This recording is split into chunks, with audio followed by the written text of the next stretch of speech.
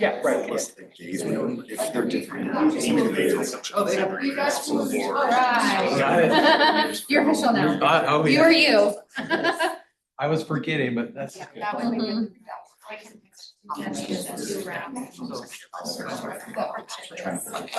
We're just missing Becky Brown. For whatever reason, there's a lot of good. Okay. Or we can do it. And then we don't have UB, Helen's here. You're usually right there. Yeah, that's how I You're treating looked us over here. today. Thank you. UB tax, I don't see anyone from UB tax on it for the check, Nathan. Show up. Sheriff Jensen, I don't see him. Okay, I think we just get started. And then it's, yeah, I think so too. We just need a, we do have a person on Scott that we're not sure. Well, he's not running for election. Yep, that's what we'll have to do. Are we on? Oh, That's fine, okay. because we have representatives. Okay, welcome everyone to the Higher Education Correction Council. The legislative session is over and I look so much more relaxed. This is great. And I also recognize Senator McKell. Yes, he's also online and I'd love to turn some time to him in just a moment. But first of all, is there a motion to approve the minutes? Motion to approve. So moved. All in favor, say aye. Aye. Any opposed? Okay, those have been approved. And we want to thank David Bakaboy. He served on this committee for many years and appreciate his work at prison for so many years. And Chris, you're now going to be overseeing Salt Lake Community College for prison education. So you've been in this room many a times and glad that you're filling that role. So Thank you. happy for that. Senator McKell, do you want to give us an update on some appropriations and anything else you'd like to give us an update for? Let me just be brief, and I apologize not being there. I've got a couple lawyer meetings. The worst part about serving in the legislature is we still have real jobs in the real world, and I've got 2 or 3 Zoom meetings this afternoon that I'm going to jump in and out of. But as far as an update, just overall, I think we had a great session. I know the governor said it was the best session that he had been part of. I was really impressed with the House actually this session, and Representative Ballard probably knows this. There were a lot of bills that concerned a lot of folks across the board. I thought Neil Walter was a champion in the Education Committee. He held back a lot of bills and forced people in the legislature to work on issues. But overall, I felt like we had a good session. I thought there were a lot of positives, not necessarily tied to this issue here, but I felt like corrections overall had a really good session. Their team was heavily engaged on the Hill in a really positive way. We started by asking all of our state agencies for 5% cut. Ultimately, obviously, we didn't do that. I know in the education world, we were up about 5%, 4.2% on the WPU, but really appreciate those that came and advocated on Capitol Hill. I felt like I was in so many different fights all the time that I didn't get to focus on these higher ed issues as much as I would have liked during the session. And that's where I think Representative Ballard really shined and really let out and did a great job. But, outside of that, really proud of the work we did, but I don't have much more of an update. I felt like it was a good year. Thank you so much, Chair McKell. I'm going to add a couple things that I feel like were worth including. One of them is we now have a line item that's separate for higher education and corrections. I have asked staff to send it to me, so by the end of the meeting, I should have it that we can share with everybody. We've never had a separate line item before to be able to manage and fund and plan for higher education. And so I'm super excited about that. Thank you to Senator McKell and our appropriation committee who did that. We also funded a modernization of OTRAC, which is across the state, law enforcement and UDC collaboration for individuals. We also funded a new housing unit in corrections and at the main prison, and also an expansion of Gunnison. So I think with all of that, when we have an update from corrections, we'd love to have your perspective on how that relates to what we are doing in this committee. I think something that's important to me as we talk about the legislative session is once we get this funding, that we know what it is. I think our meetings from here on out, we should be looking at those financials, looking at where we're spending it, and also what we are planning to spend for the next year. So we are always prepared for what the next ask needs to be. And I think that's really important financially for our committee to be responsible for that. Proper prior planning prevents poor performance. And I love the great performance that this committee gets. So also, I had a personal bill, HB 230, that also facilitated driver's licenses in the jails before individuals leave, as well as corrections. So the driver's license division was awesome. They're now going to be providing eye machines in our jails and at the correctional facility so that they can be done on site, not having to take them off their site to do that, or to release them without renewing a driver's license or having those ID. And we all know the challenge with collaborating with and helping them to get on their feet without that. So I was happy about that. So let's see. I think that's a pretty good summary for what I'm excited about. And I'm going to turn it over to Chief Honey and Kelsey Grossman, and you can give us an update on corrections. You've got a lot to share. Before you go to Chief Honey, for those in the room, Representative Ballard was a champion for this group all session long. And she kind of understated the amount of work she did, especially on the line item. I always appreciate when people thank the Executive Appropriations Committee, but without Representative Ballard, that never would have happened. She was solid all the way through. Just make sure that I just want to make sure you understand that, like that was her work, and it was just good. It was good work, and she kind of killed it this year. It was good. So Chief Honey, I'm going to be quiet now, but I want to make sure you guys realize that Representative Ballard was the true champion this session. Well, I appreciate you saying the yes. Because I was going to say the exact same thing. Like we really appreciate all that you do for this committee and just your voice there. And Senator McKell, you too. You guys do an amazing job for us. So thank you both. Yes. Kelsey has a lot of this. I would like to there has been a little bit of a change in my job duties. I recently was asked by Executive Director Garcia to go and oversee prison operations again. That was my former position before coming to the Reentry and Rehabilitation. So I'm going to be moving back over all of prison operations, which is a good thing because I still have a lot of say in how things are happening inside of the institutions, especially with the higher education. So I still plan on being extremely involved in this committee. So hopefully you'll still have me around. But as far as the official representation, Deputy Executive Director Rebecca Brown will still hold her position, and then Kelsey will be the second representative for the Department of Corrections for us. Okay, turn it over to you right now. Perfect. So I've been working a lot with Richard Gonzalez on some just updates from the department on how we can work together and what we've been working on.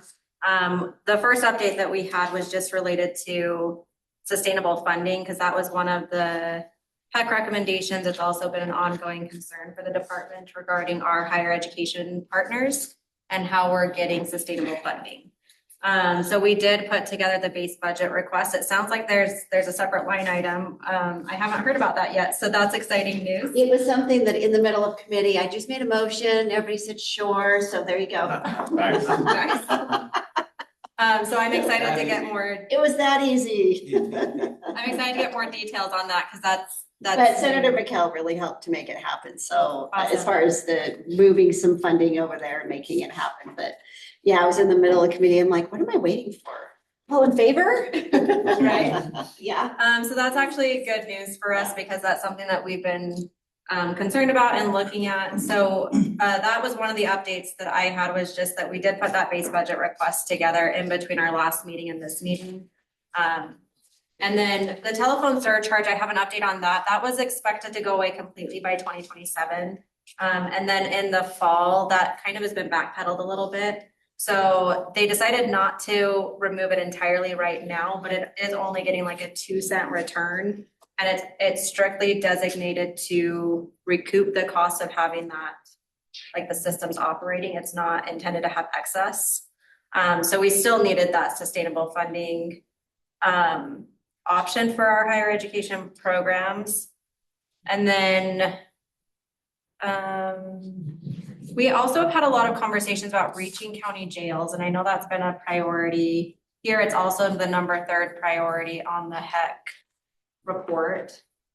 So one of the updates that I have on this is we're really supportive of increasing access to individuals who have been incarcerated. And one of the things that we've been looking at is what systems or processes we would need to have in place in order to facilitate reaching those county jails.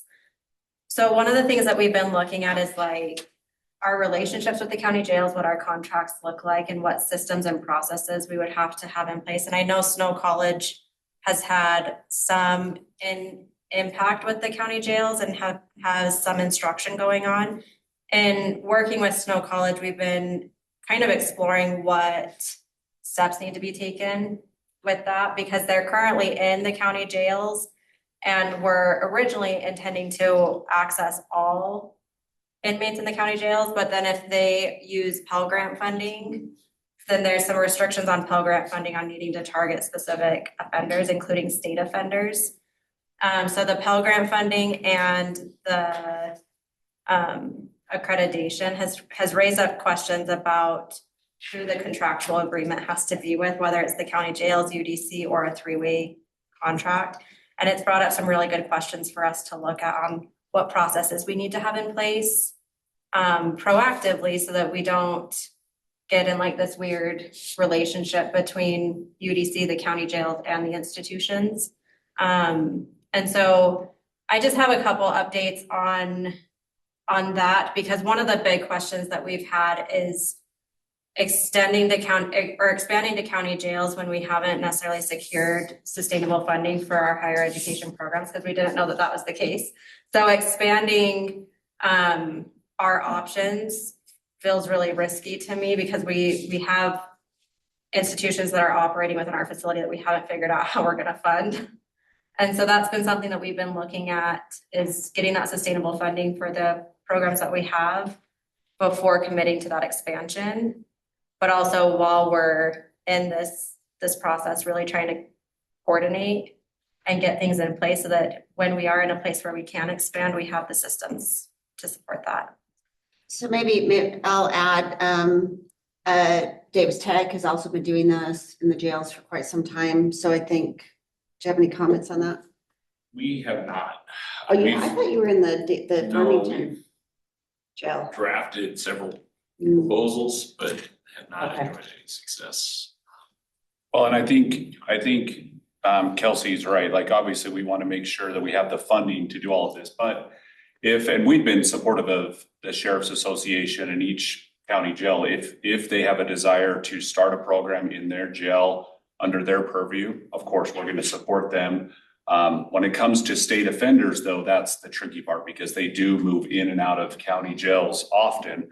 We try to keep them there as long as we can, but we run into issues of same thing. If they get into an altercation, a fight, they ask to be removed. If they have a medical situation, our medical is at the prison, so we have to move them back to the prison, and usually that requires them to be there for an extended time. So there are a few issues that we would run into with state offenders in the county jails being enrolled in higher education, just to ensure that they would be there the whole time. So there's those things we have to look at. But if a sheriff were to say, hey, I want to start a program of higher education in their jail, we're fully supportive, and we would try to do everything we could to help them out. So right now, we have one contract that is overseen by UDC in a county jail, and that's the UPEP contract. So UB Tech is a UDC funded program operating in Duchesne County Jail. And working with county jails, it creates a unique partnership between all of us and coordination, and that's been a really long-standing program. Part of the reason why UB Tech has so much success in the county jail is because they also are creating resources that support the community. So UB Tech is creating the residential construction programs where they build homes that are then used in the community, and that partnership across multiple entities has been really successful. System-wide though, it really comes down to like we really need to think about how we're navigating a lot of these logistics across these organizations, because it's pretty complex systems trying to operate together. And I think that's something that we can definitely look at those logistics and have a plan for how to prepare to expand. I think that'd be great to have a subcommittee to work on that. For the reason that there are requirements in statute for UDC to help them apply for jobs before they leave.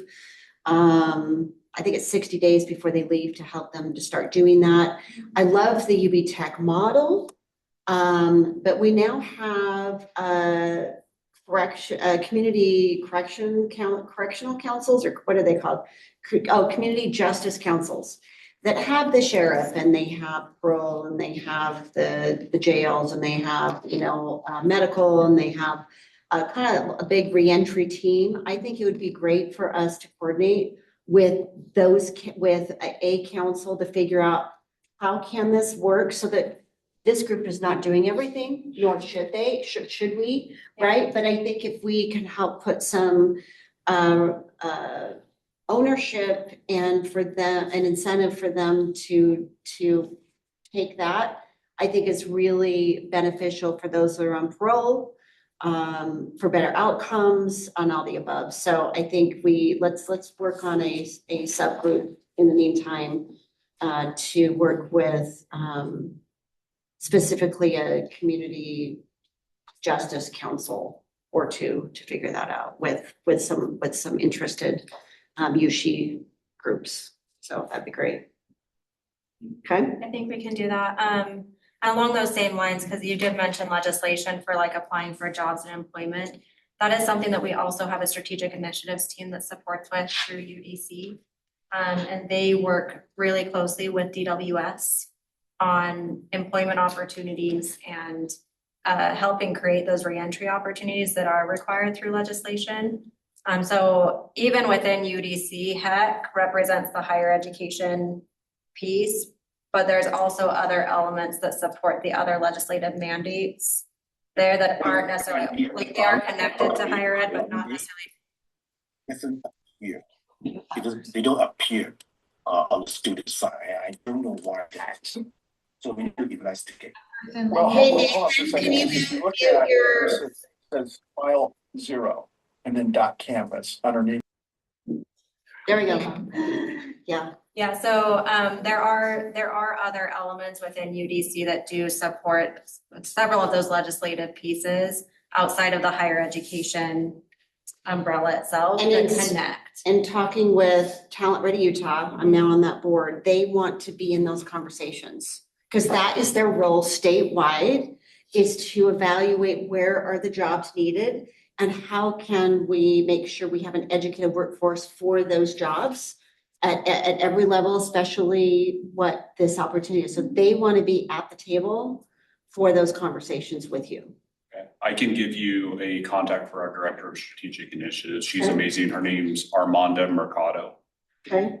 And I'll just, it's Armanda, ARMANDA,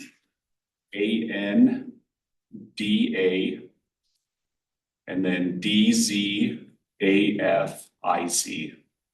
at utah.gov. Okay. So she's our Director of Strategic Initiatives. She's really looking upstream of not only how are we trying to get probationers better access to, so they don't come into prison right now. We know 40% of our probationers are coming into prison, so can we lower that number down? Yeah. And then the ones that are getting out, how do we get them access to jobs? And then Kelsey, myself, Armanda, and Chief Morrison over Reentry. I mean, we're looking at every program we can to make sure that we're getting offenders successfully prepared for a profession that they can actually live on, live on those wages. And that they're interested in. Yes, exactly. Right. So we're looking at a lot of different avenues. So we're all working at one big team. So it's outside of not only HEC, but we have a pretty big collaboration inside of these. Okay, so let's get Talent Ready Utah on Perfect, yeah. in that conversation. Because they can also, as far as location of where they will be out on parole, they can also identify and work with the counties of how to boost those opportunities too. I love it. So That's okay. exactly where we are. Yeah. We love all the help we can and just connect those people. Yeah, and just to kind of springboard off of that a little bit, in preparation for this meeting, I also worked with Armanda to kind of gather some information about what work their team's doing on employment because of the relationship that it has with higher education. And they have several pilots that are going on, as well as job fairs that they're hosting for incarcerated individuals in partnership with DWS. Is this outside a prison, not inside? Because I know you've had a job fair within. It's both. It's both. Oh, good. Okay. Yep, so most of the job fairs we've had in the fall have been outside of the prison and they've specifically invited our like community correctional centers, those who are on parole, and they've kind of broadcasted that. And so they've been really working on creating these relationships with employers and aligned with the specific higher education partnerships that we have. And having us like present with unions and other community partners on the educational offerings we have to try to raise awareness on second chance hiring and what partnerships we can build. Could you, at our next meeting, give us statistics on the results of your job fairs?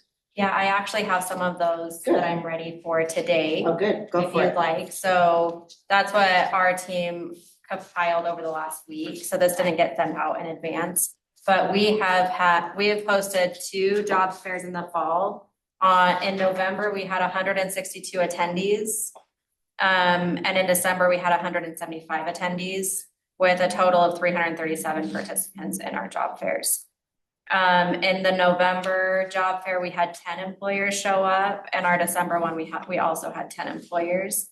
That was kind of the max for the space that we were in, to facilitate the same movement that everybody could have like their layout of what they're offering. So 10 was about the maximum that we could host in that space. And then the on-site outcomes from those job fairs is in the November job fair, we had several individuals who were offered jobs right on the spot. And they were able to go from the employer to DWS and verify employment so that they could get funding from DWS to help support like their costs for starting work on Monday, like right after the job fair. So there were some really good outcomes from that. Our December job fair led to promises of offers, but we don't have specific numbers from employees or from the employers on how many of those were actually extended. Mhm. So leaving the facility, they all said, yeah, we want to, we're very interested, but we don't have the actual numbers on what the follow through on that was yet. Yeah, because I'm thinking with 10 employers and 337 attendees, right? That's limited on how many jobs they're going to offer, It but depends on the employer and how big they are. But you're right. Some employer, we have some partnerships that are really big partnerships and some that are smaller. So depending on who those employers are, will depend on what that availability looks like. But that's the breakdown that I have. One of the employers there was the electrical union. So they were hiring and then they would outsource them to a bunch of different jobs. So they're that's just one example of, even though that was one employer, they had multiple different sites and And different companies getting. That's from also them. the same with the construction union. So that's what our strategic initiatives team is working on, is really building relationships with the unions. Because if you get with the unions, then the unions have all of these other connecting points for employment. So our team has specific steps that they're taking to kind of bridge that employment side. And they're working with us collaboratively to try to figure out like, how do we create the best opportunities? And then each of the institutions have their own pathways as well. So I know Davis Tech, and you can speak to this if you'd like, they have partnerships with employers as well. And leading up to release, Davis Tech actually brings out resources. And would you mind sharing what you guys do with? For sure, once a month, our student services come out, so if we have an individual that's gonna be paroling, they meet with them to either facilitate the pathway to finish their certificate with us, transfer to Salt Lake Community College or Andy's program. That includes FAFSA, whatever they may need, apply for scholarships. But in addition to that, we do connect them to our employers, our reliable employers. And whether or not they take advantage of that is kind of up to them from there. But we also can connect them with community services, opportunity to get clothes, to go to work, food pantries, all of those things. Do you have any follow-up to know how many of those that are released get those jobs? Those that follow through, it's about a 90% placement rate. So Awesome. if they reach out, and Kelsey spoke a little bit about the union. We are actually hosting the union here in about 2 weeks for them to tour our facilities and better understand the certificates, what processes they're learning in welding and some of the different programs, and see what's available. The other thing, just while we're on this topic, I'd like to highlight some work that's being done between DATC and SLIC, because both of them had resource fairs on campus, and they've had a line of past incarcerated individuals showing up to access resources on campus. So they can both speak to that a little bit more as well. But I think part of that is a relationship, because DATC does that every month with their student services, but they also will refer people to SLIC. And SLIC also has relationships with students that are creating this pathway outside of our institution for further education. And those two have a pretty good referral process, with DATC saying oh, if you're already done with this and you want to pursue something with SLIC, I think we're seeing some of that success with SLIC as well. So that brings me to something that was brought up to me about 3 times in the last few months, which is when they're released, what is the ability for that recently released individual to be contacted by your institutions or to continue to register for classes or to get their diplomas? I know we've got that part of it on there, but do we know what that follow through is? I would like to address that just a little bit, Yeah. and then the institutions can speak to that some more. From our side, most of it is each of the institutions kind of set up their own systems for what resources they're pouring into the inmate before they leave our process or our system. But on our end, when the student graduates, when they actually hold their ceremony, they do get copies of their diploma, they do get copies of their transcripts, and we do upload them into our databases so that they can request those through grandma requests and get their full record. Many of our institutions also maintain their own records of them so that the students can reach out to them. The tricky part with the institutions contacting the inmates is that there's not really a process in place for the inmates to opt in to being contacted post-release. So most of the institutions that I've been talking to, and you guys can all speak up in just a moment, is that they'll set up the resources on if you need this, if you need this, if you need this, here's where you go. if you need additional support, you as the student can reach back out to us. And some of that ownership is on the student with the resources that they're getting. And I actually want to have Dan speak again because you had a TA reach out to you with feedback. We did. And I'd like, if you have a moment to share that, I think that would be really good. Would you like to hear the actual words? Yes, please. For sure. I think it's important. We're gonna have a release on starting any course. I'm sorry. You're good. Sorry to put you on the No, spot. that's okay. I just didn't have that part of the show ready to go. I will say that when we do meet with individuals prior to their release, we do give them the ability to, if they start that process, they do approve for us to reach back out to them and say, yes, let's schedule that appointment for my registration, or let's complete my registration. So you asked them to opt in, then is that what you're doing? Correct. Is that at the time when they start their very first class or just before they leave? So we'll do it just before they leave. I was A lot of wondering times if- we have found too that they lack a reliable phone number or email, which is. Oh, sometimes because when make they it- start, it's way early in their.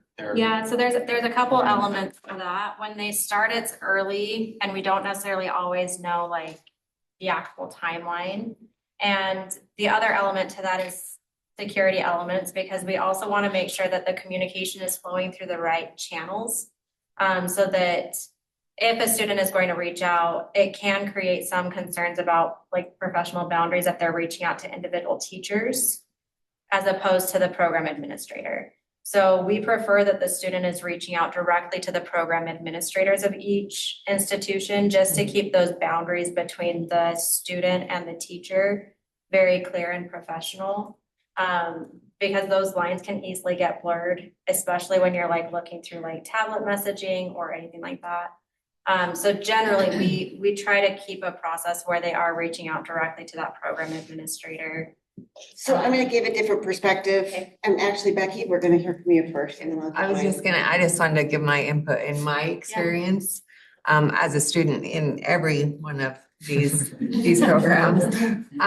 When not only when I was incarcerated and a student that I was able to get information or have questions answered, whatever it was, that they were always there for me, but also leaving the prison and being out, doing life and whatnot.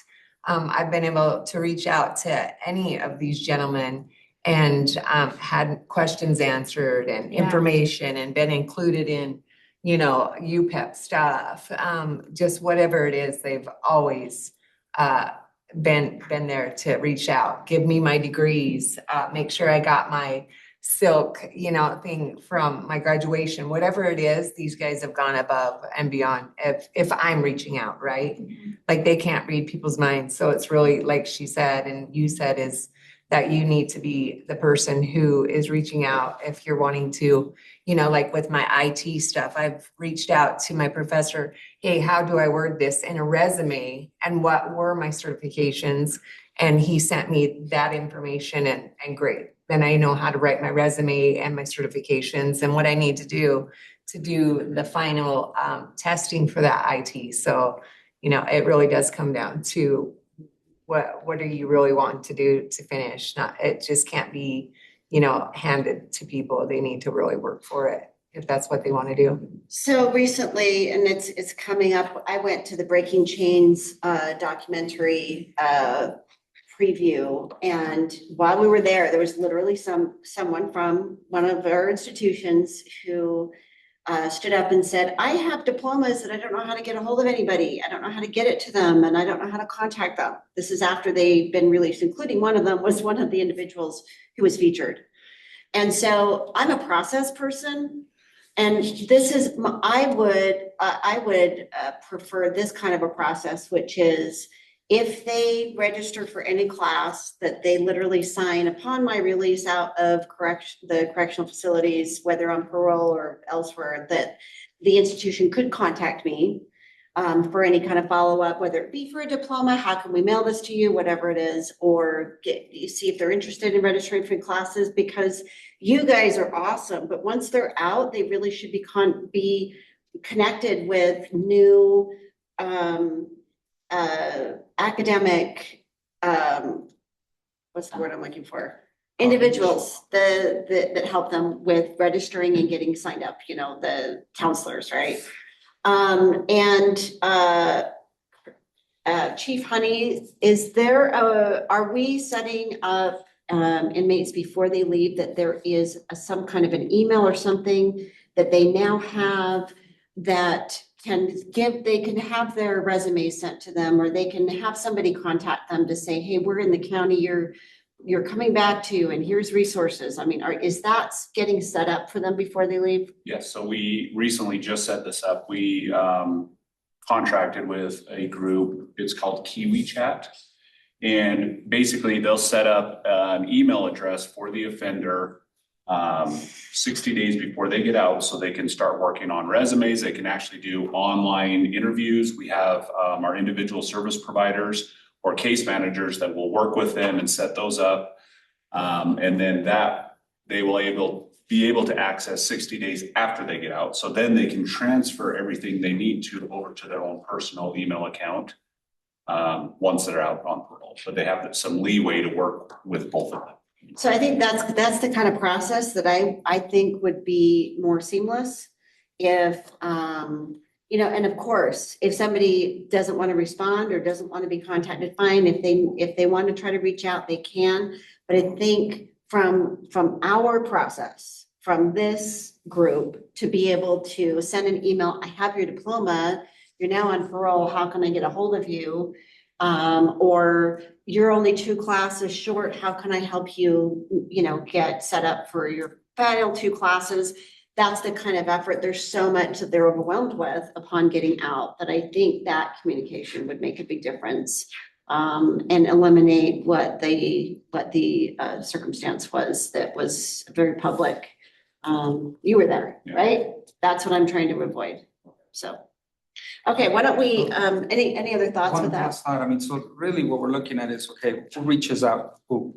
Right now, the current process is the student upon release needs to reach out to us It kind of goes both versus ways. the institution reaching out. It kind of goes both ways. So the institution can set up resources for the student. I know several of our institutions will connect them, like, oh, if you're going to other counties, we'll connect you with all the tech programs. Or we'll connect, like they'll connect with the resources. So the institution, before they're released, have processes in place to say like, okay, here's the resources that you need to know about as you're releasing.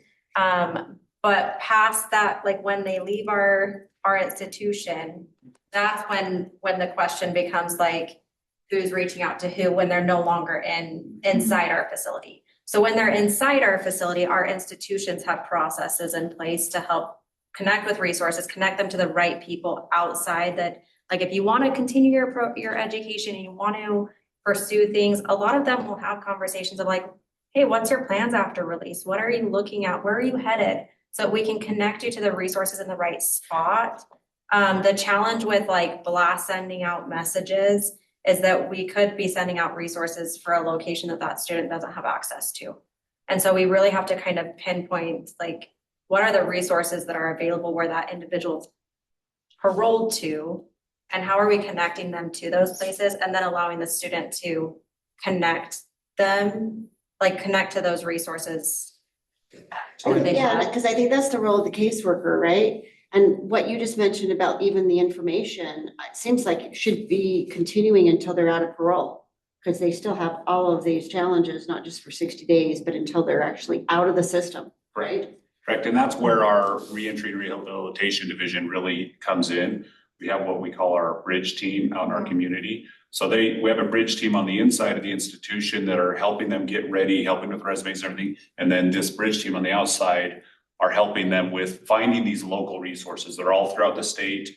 We're connecting with them. We actually have our resource center that we hold every Thursday up in Salt Lake, where anybody can come in and we connect them with not only higher education, but banking, primary education, job fairs, and things like that. So that's where that piece steps in. And their agent is helping as well. 100%. So our adult probation and parole agents, that's their primary role too, is not only knowing where they're at all times and having them do check-ins and making sure they're following the conditions of parole, but helping them get that resource and say, hey, where are you struggling and how can we get you that before it becomes so bad you have to go back? So it seems like from the conversation that was in that viewing of the documentary, somehow we need to make sure that the institutions are connected with this whole team that's on the outside, because that seems like you keep shaking your head. I have to hear your comments. That's okay, just agreeing and echoing what Chief Penny said. And there many Thursdays as part of the community resource fair, as well as Salt Lake Community College. We're neighbors at the tables and chat. And it's great to see the caseworkers bringing their learners in and walking them around and talking about the different resources and going like, nope, that doesn't apply to you. I'm taking you straight to UTA or to DWS because all of those resources are right there in that room. Where I'm struggling a little bit is, okay, I just got released. And based on what I've heard all last year, one of the things that I'm gonna struggle and totally assuming here, please, I'm looking at you to correct me, please, Honestly. is housing. You know, I'm worried about housing. I'm worried about this. I'm worried about that. So I don't know that I'm gonna reach out back to an institution to give me more education or to finish the education. So that's where the institution comes in to reach out to me. Hey, you're only 2 classes away, or you're this already far. We can give you this credit so you can continue to an associate's or so on. Well, So it's just that connection. it does come down to hierarchy needs. If an offender doesn't know where they're going to be sleeping at, doesn't know if they're going to have a job, doesn't know if they're going to do that, education's not the next thing on their list of, I'm gonna go finish these 2 classes. It is, and so that's where we are trying to be more proactive in getting them more stable residents before they get out. Make sure we're trying to be better about getting them a job before they get out, because an offender can get a job or at least have an interview and say, hey, you show up, I'll give you a job. That takes away a lot of their pressure, a lot of their anxiety. But again, it's not a perfect system, and sometimes, even though we have things set up, they don't always follow through with it. So it's a constant evolving and following up and having the agents help them follow along. We have some more good news. So this legislative session, we worked in between on a wonderful work group that was really looking at housing, banking, how are we going to help them? So we were able to fund a pilot program through USU to create a housing certificate. And that housing certificate is everything from not just managing and balancing your budget, but it has to do with why can't you have 10 people living in your apartment when you're the renter? And how to have a financial mentor is required, how to apply for housing, how to be consistent in those things. And so I'm really excited. It's partnership with the Utah Housing Coalition. We worked with the Bankers Association. They have, the banks and the credit unions specifically have been charged with helping this population with getting on their feet, learning how to do banking, learning how to manage the money, but they are just kind of going like this, like, who needs our help?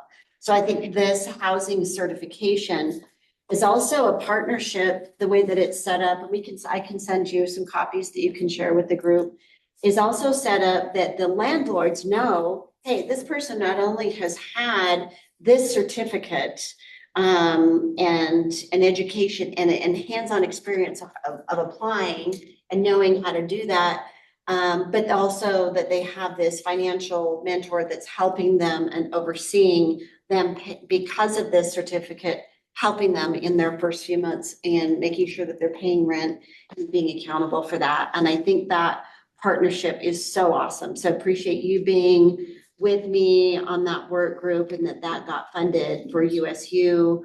to do, because the Housing Coalition already has boots on the ground to be able to implement this. So I'm super excited about that. And you're right, the housing is a huge component. And so I'm hoping that as we go upstream, before they leave incarceration, that we can have that certificate for our individuals while they're under the umbrella of UDC and our jails, so that they have that alignment before they even get out. So this group's done so much to help upstream, instead of putting so much on them for parole. I would also like to add something else, because one of the things that we see pretty consistently is that the same students attend SLIC, they attend Davis Tech, they attend UPEP, they attend every institution.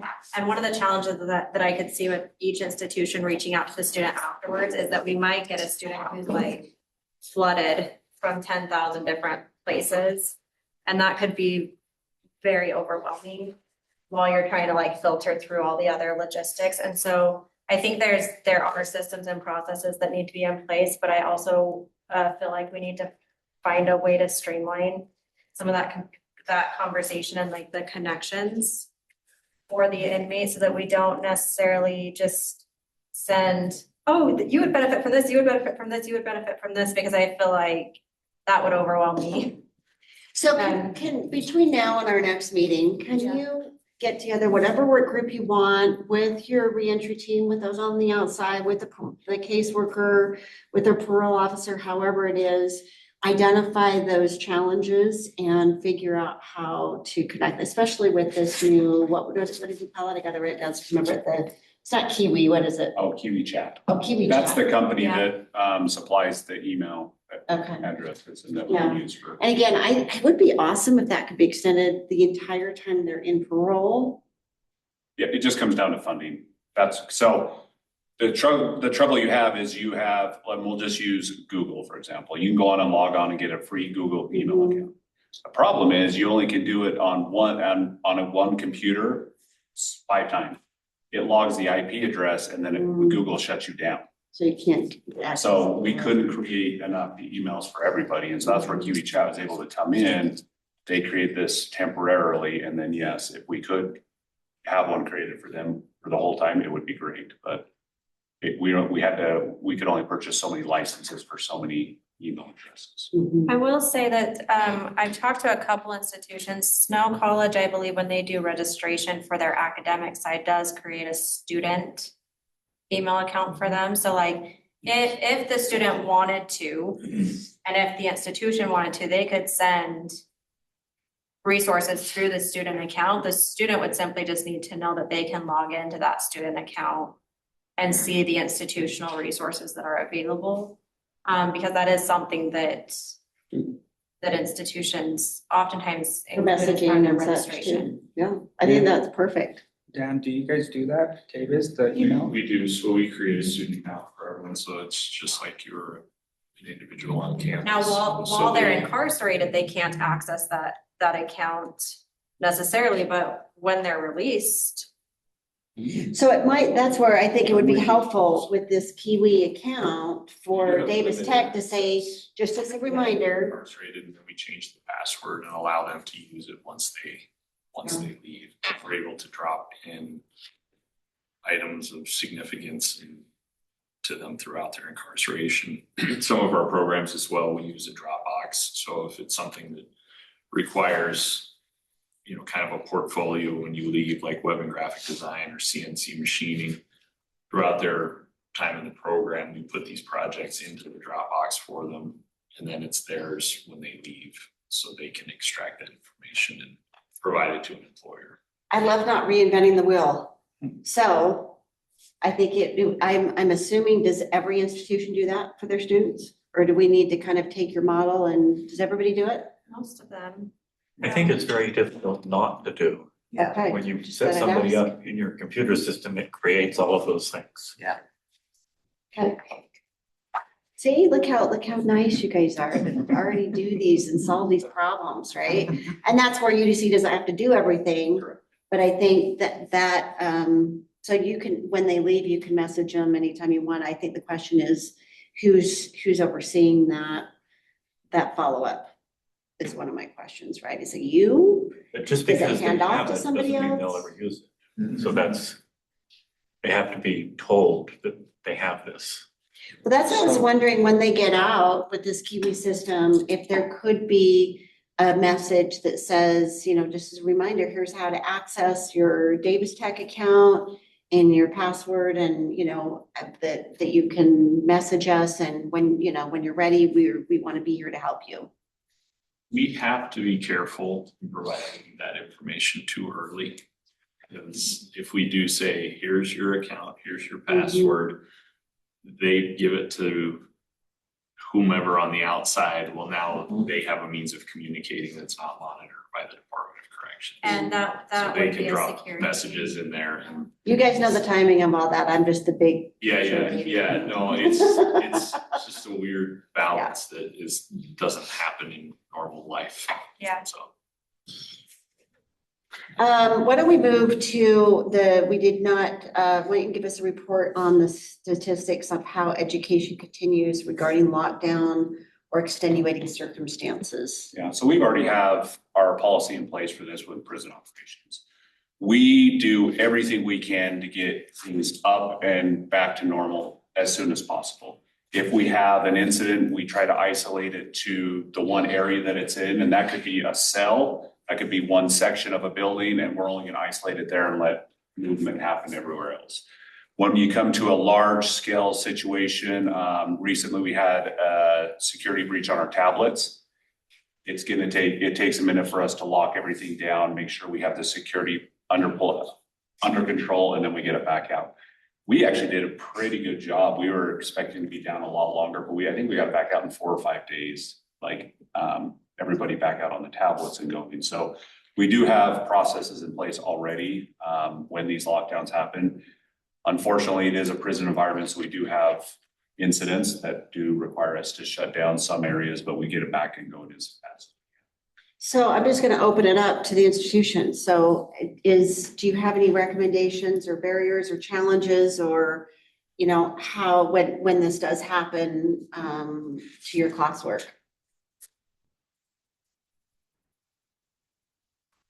Well, I'll even say I'll bring it up for them because we've already been having these conversations, is we do run into issues about graduation times. We do run into issues about making sure they get the right number of days in a class.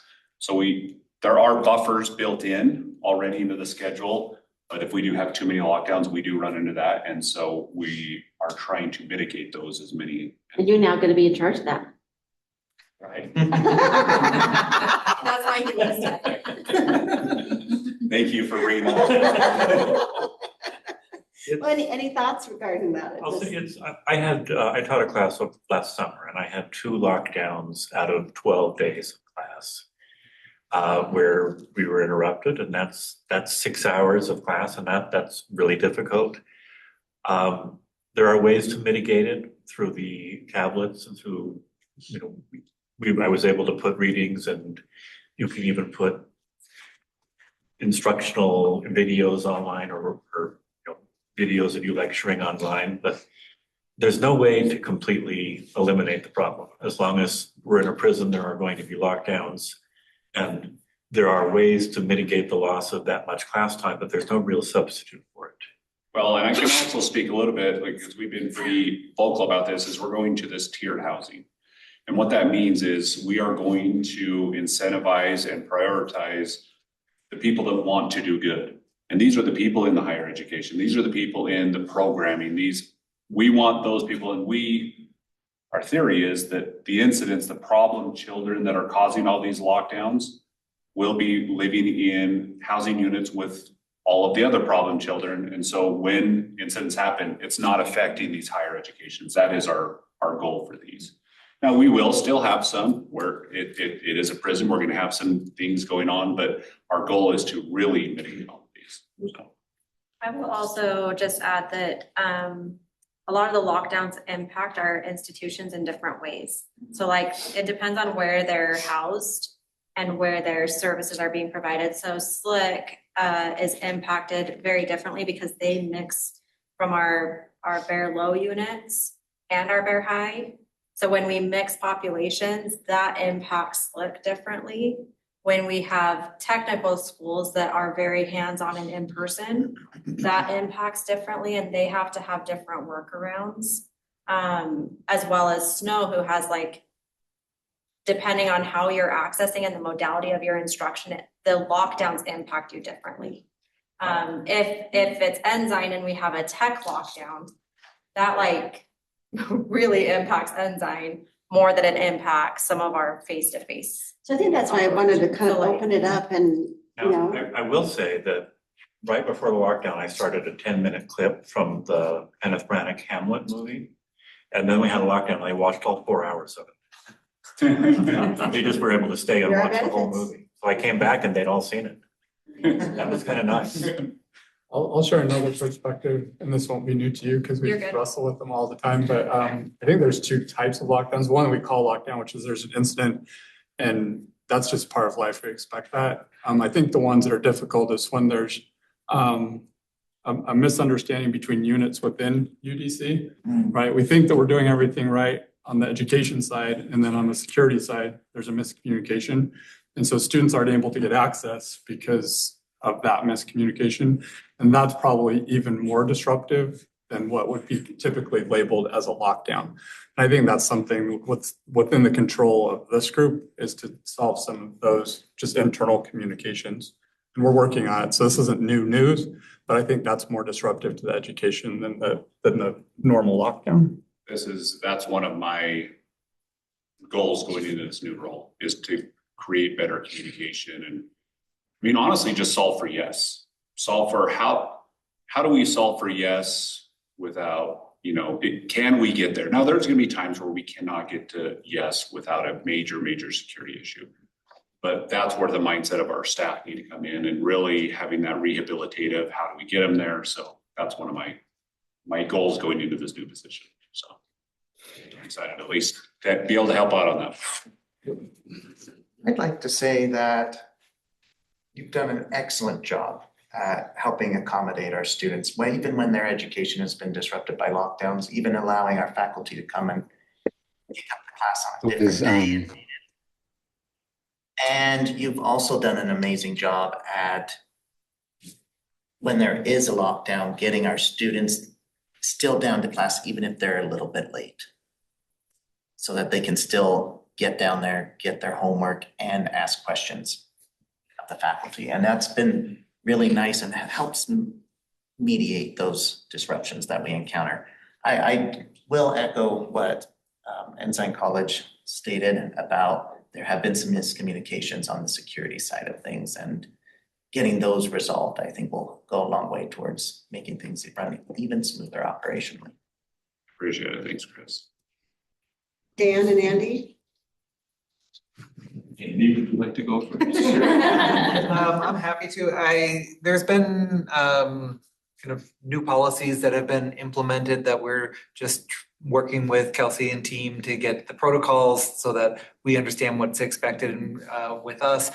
We get to meet with the prisons education team every week and work through these issues. So nothing kind of new, just kind of as policies change, sometimes we kind of are mid-semester and then we're kind of caught in between. Can we offer this class if it's like Salt Lake Community College, we have programming in both Bear High side and low side. Policies changed where folks are no longer able to take classes at the same time together from those different sections. And so then we kind of pivot, and really it's mostly on the men's side where some of those issues have come up. And so we've just really focused and doubled down on the work that we're doing in the women's side as kind of protocols get put into place for the men's side. I think a bigger concern for us is bigger than lockdowns. They don't seem to affect us very often. It's just the overcommitment of the students' time to, I think they feel like if the Department of Corrections has brought in a program, it must be something that I either should do or is good for me. And then they're sold on whatever that thing may be. And now instead of attending college regularly, they're going to these other commitments that don't produce a certificate, do not produce a diploma. I don't know that they totally understand that. And I think from our perspective, just because something is free doesn't mean that the department should bring it in, if that makes sense. Agreed. You know, So because that's- it so that's really does actually- conflict with things that are producing. So this will continue on. So this is something I just was working on last month in reentry and rehabilitation is I'm over what we call our treatment education review board. Well, I was, now Bart is over, okay. But that is literally what we are doing. We want to know what is coming in, if it's reviewed, is there evidence base behind it? How is it going to actually help somebody? Because there actually are programs that will hurt people, even though they have the right intention. Like it'll hurt their drug treatment program or things like that. We just need to be more mindful of that. And so, yes, we kind of put a halt on everything and we're reviewing it. So I appreciate you bringing that And up. to add to that, they've been bringing that to our weekly meetings, so this is more of a heads up. It's not just what programs are in there, but when we're scheduling those programs, because if we have like highly desired programs that are really good, but we schedule them at the same time as education, then that also is like, oh, well, these 2 days of the week, I'm gonna go over here to this program. And they try to split their time, and we see that as we look at the enrollment numbers from some of our institutions. It's like, oh, like what happened in this data where our attendance changed or like students stopped showing up. And we start to see those trends and our partners start to bring those to us. And then we have to look at which of these is going to change times because it's not just as simple as like which programs, but also what times are we offering them and like, how are we prioritizing and are we allowing those who are enrolled in higher education to also simultaneously take this that is in conflict with their schedule? And we have some logistical things to figure out. So I'm hearing two great things. One of them is maybe the computer system and your process can help catch some of those glitches in scheduling. And the second thing that I love hearing is that you're meeting every week to discuss these things, right? You just don't know what the issues are unless you're meeting regularly to discuss it. So that I just want to say thanks for you providing that, honestly, for that open communication. I hope that helps to resolve some of these issues, up front. So That is the main goal. We want to handle these issues when they're as small as possible and then let's not wait till they blow up. And again, we're a large department. We do our very best, but we can always improve. And that's where we think we maybe could have done better in the past is the communication side with all of the partners because they're all amazing, but that's where we've stepped in. But again, we're always looking for ways we can continue.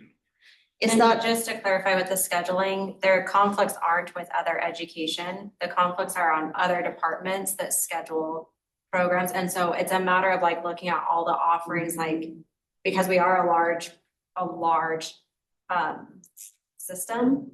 It's not just like these offerings here, but the treatment offerings and the DHHS offerings and the volunteer offerings and like everything stacks together. And that is a very, very complex scheduling system.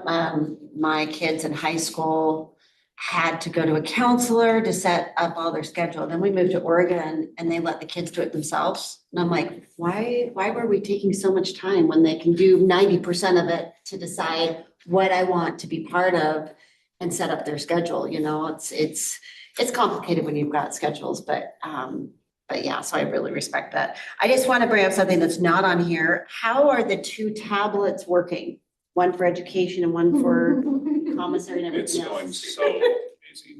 I say sarcastic. I'm just asking. So we have our Origin tablets, one of the ones we've been using forever, and these are the ones that are going to be going towards education. And then ViaPath that's coming in, the plan was to have the contract signed right after the new year and have them in. There's been a lot of legal, the Attorney General's office for Utah and their legal teams have been going back and forth with the contract because we wanted to make sure we got this right before we just signed it. At 11 o'clock today, right before this meeting, I sat down with both of the legal teams and we think it'll be done hopefully this week or next week to have them signed. But until then, all of the origin tablets are staying in place. I haven't told you guys that, but we're actually keeping all of them. We're not going to remove any of them. So that will help the continuing education. We're not doing the audit, because We're doing an audit. We're Okay. pulling them back just We're to pulling audit them them, to but then audit we're getting them. but then we're, yes, that's So- what I told them. But then it's not up and going yet, so we don't know how both systems are working yet, but we have a plan to have everything in place. And we're keeping the old tablets until we get the new ones in place.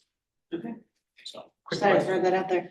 So when the new tablets are in place, will there still be education tablets? Yep. So anybody, we have a contract with enough tablets for every one of you. So if what numbers you gave us, if you're fully enrolled, every student will have an origin tablet to do their work on. They can check them out. Thank you.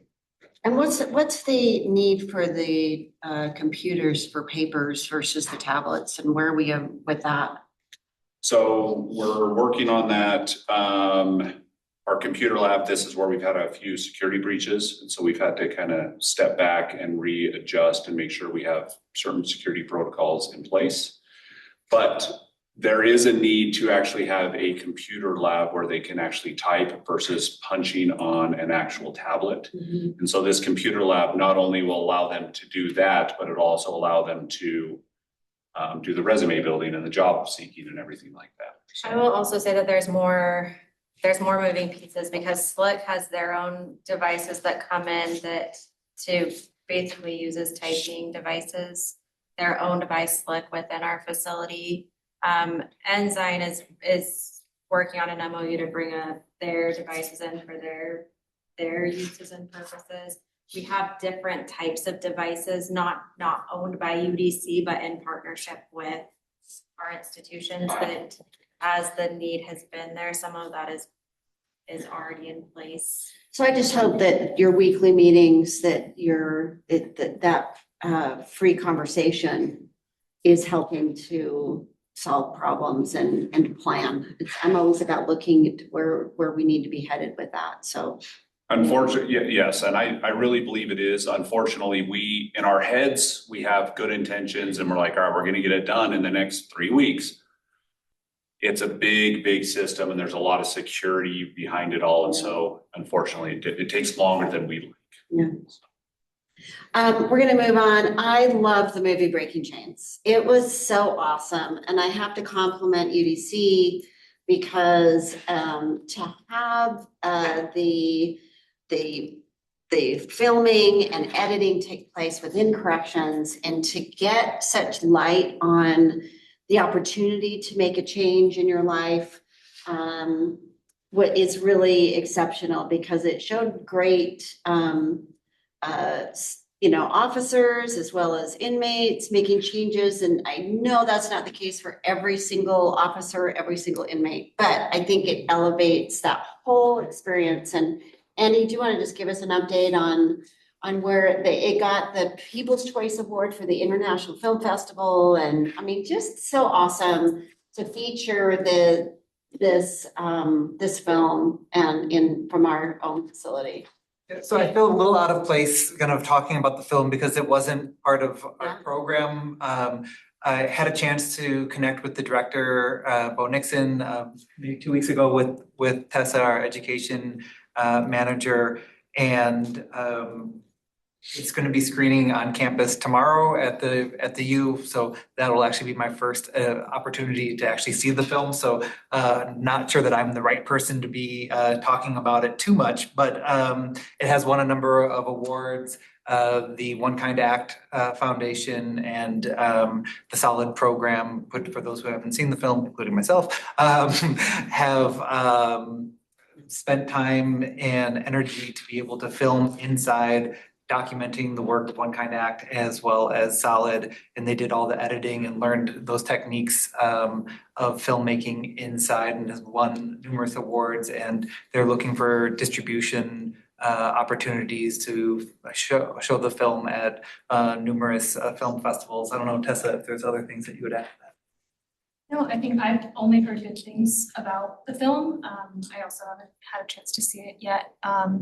But I've heard really wonderful things. I think that as folks are able to distribute it more, that'll be great. And we at least can attest to the power of film for folks inside. And so I think being involved in the production of the film and the behind the scenes element was a really unique opportunity for Because students. it showed classes taking place and education, and what's the response been from inmates and personnel?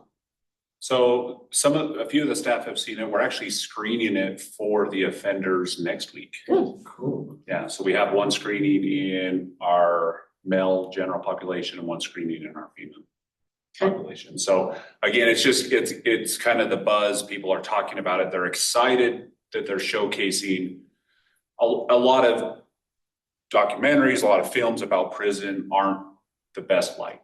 And so they're actually excited that, hey, we're doing some good things in here.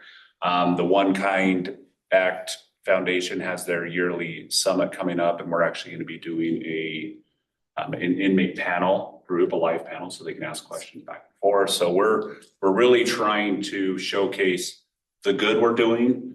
We're always going to have some sort of bad, and yes, we could focus in on that, but we are doing a lot of good things inside the department. I have to say, there were two things regarding this. One is, as I was watching it, my favorite part was as it's showing these highlighted individuals as well as the classes, I'm like, I know that person, I know that person, I know that, I met this one at graduation.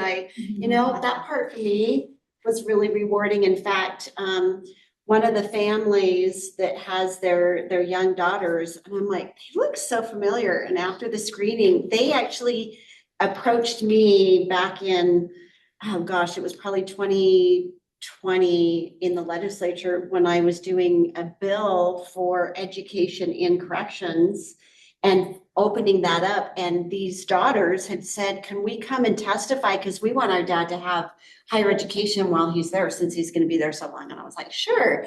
And so afterwards they said, we were those girls. I was like, oh, I knew you were familiar. It was just like, I can't tell you enough how awesome it is that you as educational institutions are in corrections and having this kind of impact on individuals' lives, because it really helps them to make the change. And these are people, and I think even the change that corrections has made to, you know, call people by name has really, do you do that across the board? Oh, yeah. Yeah, I think just is really impactful. But anyway, I love that, because I've just had various interactions because of your institutions with so many of the people that are featured in there. So I just wanted to tell you My that. biggest aha moment after watching the movie was more of a realization of all the moving pieces that go around this holistic approach to supporting these individuals. Here we are talking about higher ed, right? And over the last, I thought about it after the viewing, that on these meetings, we talk about time. There's a lot of conversations of, you know, we need time, or allocating priority for my program or our programs. But there's so many moving pieces. And what I mean by that is that the solid program, how important it is, but yet there's no necessarily a degree attached to that. So the question here is how do those courses could attach to or support higher education, or how can we connect those things? So I actually want to segment into the institutional updates. And so Richard, will you give us just an overview? You've got this awesome handout. So really quickly on, and I'll turn over time to Kelsey because she's the one that put this together. You may remember that the idea of reporting is to get a report between these meetings, so we can see enrollment, we can see what are we looking at, how many graduations or enrollment numbers and so on. And then ultimately, the perfect report would be to include job outcomes or connecting that to jobs, right? But this report, which big kudos to Kelsey and also you, the institutions that provided the information. The idea here is to make sure we see where we stand as far as programming, enrollment, and then one of the big things here is that withdrawals and reasons for withdrawals. So that's a big one. Kelsey, do you want to add anything to that, please? I think the biggest thing is that a lot of it requires a coordination from our partners. So I first of all want to thank our partners for their quick response and providing the data and everything. Most of our partners provide data on a very consistent basis. And compiling that is not an easy task because most of it is student-based data that we have to then manually de-identify because we don't have the systems talking to like really pull it all. And so I think it's something that does take a lot of effort from all parties to pull data and de-identify that data in a way that we can display what is happening. So that's one of the. And I would say, I think for me, to every single meeting, have comparisons is what we want to be able to do. We want to be able to evaluate, are we making things better? Are we making things harder? And what's the outcome? That, and also, as I mentioned, the financial planning, I think are when we have our decisions data driven, I think make a big difference. So I would say if there's other key indicators that you would like to have added to this, let Kelsey know. And I think every time we meet, we should be having a summary, right? Of what the success is, but really where the barriers still exist or what we can do to continue to improve. So please, I want to open that for us to really look at key indicators that can help us to be more successful. So let's go ahead and go to our institutional updates. Richard, I'm going to let you kind of direct the conversation of the order here. I mean, since you have this report, you don't necessarily need to dive into the report on your sections, but if you can give us an update as far as your institution and so on. Do we want to start with Davis, if that's all right then? For sure. Let's do it. We still offer 9 certification programs everyone's aware of. Our enrollment numbers are included here in the report. So I just had a handful of highlights that we've enjoyed over the last year. We currently employ 8 teaching assistants, which I think is important because they provided over 6,000 hours of tutoring to our students in the last year. Are they inmates or from the outside that come in? No, they are. More times than not, they're graduates of our programs. Now, we do also employ just only math tutor who was a graduate, but also has a degree already. So, but that's been really great program for us. As the report indicates, we had 148 graduates last fiscal year. So far this year, we've graduated 95. We did just recently hold a ceremony and 60 individuals were able to attend. We are in the process of going through the data of our recidivism report, and that 70% staying out 3 years seems to be maintaining with very little fluctuation, which is great, which comes at a taxpayer savings of, I think, about $55,000 per year to incarcerate somebody. Funny, is that right? So that's great.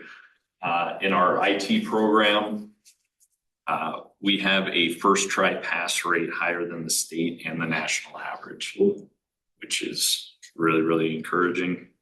We have a 100% pass rate on the Haas certification in our machining program, which gives individuals an industry recognized certification to go along with their certificate from college. And we are still at capacity. So I do have that email if you would like me to share it quickly, Kelsey. Yes, I don't want to go over my allotted 6 minutes. Andy will give me 2 of his minutes, so we're probably okay. He can't say no.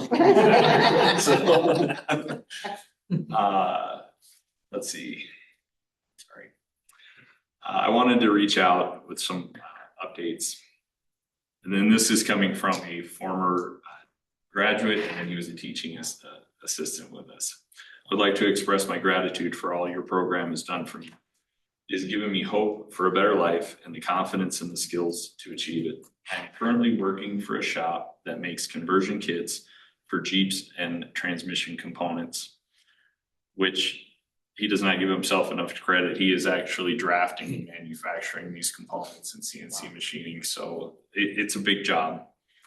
I never thought I'd actually end up where I wanted to be, but it has actually happened, and I never could have done it without the opportunity to become better during the most difficult time of my life. I cannot express how grateful I am. Your program gave me the opportunity and the support I needed. I just wanted to reach out and let you know that there are some of us that do not look at these programs being offered as just time cuts. Your program makes a difference in people's lives, and it has completely changed mine. Thank you for being the forge that has helped shape me. And while it came to us, I mean, I think everyone here at this table shares in this success. So. I second that.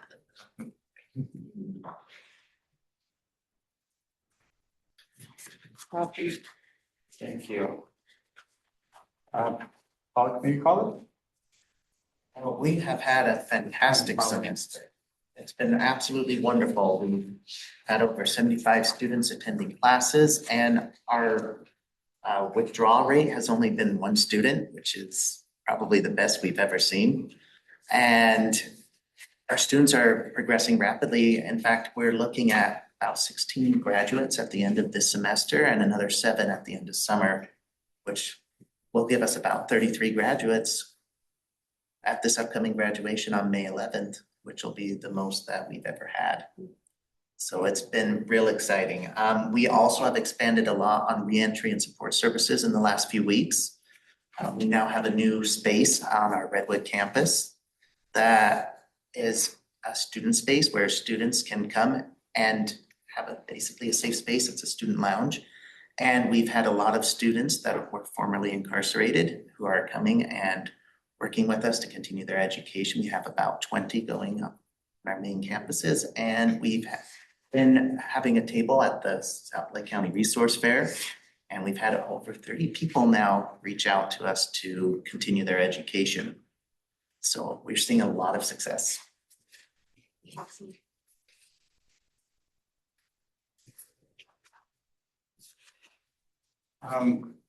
UPEP, please. Sure, of course. So our bachelor's degree project is rolling right along. We're anticipating our graduation, our first graduation next year. So it'll be the first bachelor's degree graduation that we've held since, I think, 1977 from the University of Utah for incarcerated learners, which is very exciting. We launched our National Research Center on Higher Education in Prison under the leadership of Dr. Aaron Castro. I've had opportunities to connect with the Department of Corrections here, talk about data collection and just kind of early days in those conversations about ways that the National Center may be able to support some of the work that's happening here in the state. And then the other large project that we have ongoing is the Student Center at the Women's Designated Unit.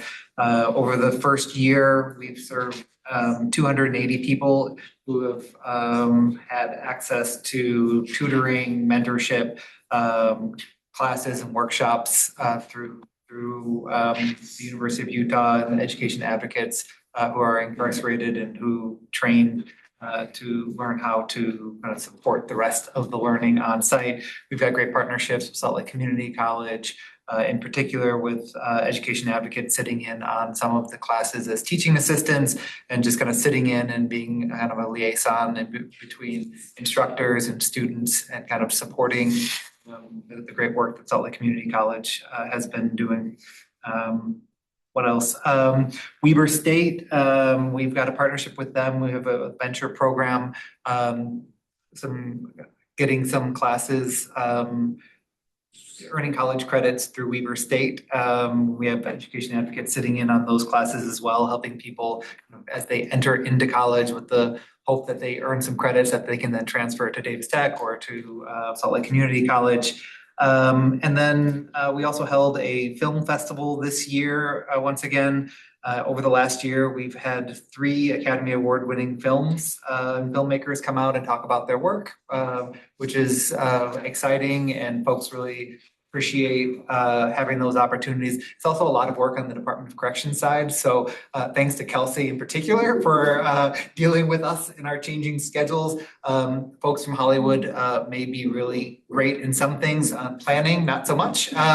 So thanks for bearing with us and helping make those events possible. Lastly, I will say that we're hoping to hear back in the next week or so and are anticipating a 3-year $1 million grant to support the Student Center, which that emphasis is going to be on helping other programs around the country replicate the work that we've been doing here. So I'm really hopeful that Utah, there's going to be a nice kind of light on the great work that's happening here and the partnership that we have with the Department of Corrections to build out innovative programming, and fingers crossed that comes in the next 2 weeks. Would that go directly to your work in our facilities? So some of that money will go towards the work in our facility, specifically pay for education advocates. Unfortunately, and we've tried, these national foundations love the work we're doing. They don't want to just invest in our program. They want us to invest in teaching other people how to do it. And so that's kind of one of our challenges. We have another grant opportunity with a large foundation to support the work. But once again, they're interested not so much in just funding our day-to-day, which is what we need and want to do. They're interested in us helping other people replicate the kinds of work that we're doing here in Utah.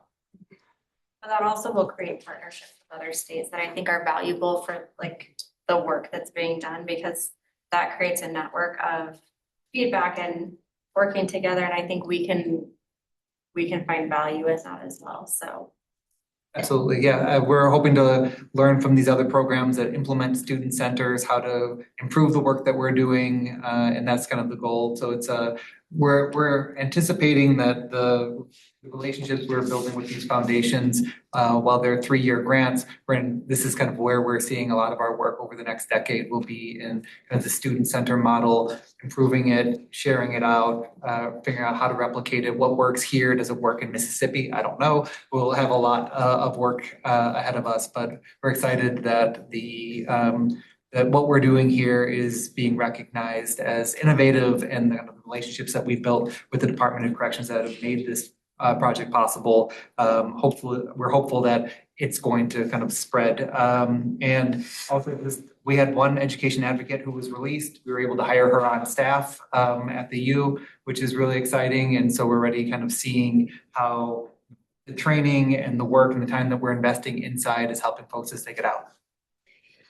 I think with this film in particular, bringing attention to our facilities, I think that's where as we look even more about how to make these model opportunities with education and changing their trajectory for when they get out, all eyes are going to more and more beyond how is Utah doing this. So glad you're going to be at the helm and continue to be at another helm. It is exciting because I get a chance to go around and meet with other correctional institutions around the nation, and I feel we have as far as education goes, I think we're doing exceptionally well, and it is because of the people in this room and the relationships. So that's what's so important to us.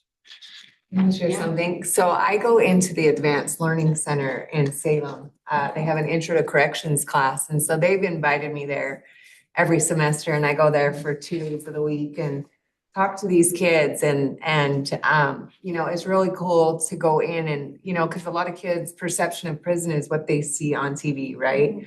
All of that. And so I get to go in and share my story and my journey at the prison, from the education to even, finding the Lord in my journey. But the education and all that the prison's doing, and how from Draper to the Utah State Correctional Facility, it kind of went from more like it was more punitive there, like the lockdowns were long, whatnot, and how it transitioned at the new place to be more rehabilitative, and all the opportunities offered. And for the viewing of the movie, I'm like you, Melissa, that I got to be like, oh, I know her and this person and this person. And it was kind of a walk down memory lane, and it was emotional.